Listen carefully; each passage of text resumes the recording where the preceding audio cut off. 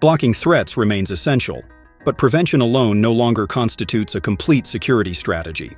With fewer than 20% of small businesses avoiding a cyber attack or data breach over the past year, operational resilience has become a core business imperative.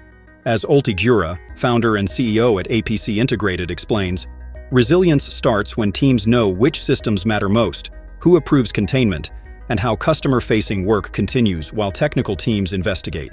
A true cyber-resilient strategy ensures that revenue-generating activities, payment workflows, and record access continue smoothly even when an endpoint is compromised or a vendor exposure occurs.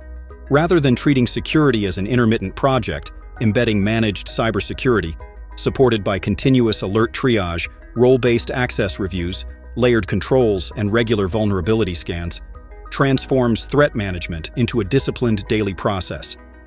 Aligning incident response protocols with clear operational priorities enables leaders to make swift containment decisions, preserve critical evidence, and maintain business continuity under pressure. Read the full article to strengthen your operational resilience, and add this to your Spotify playlist.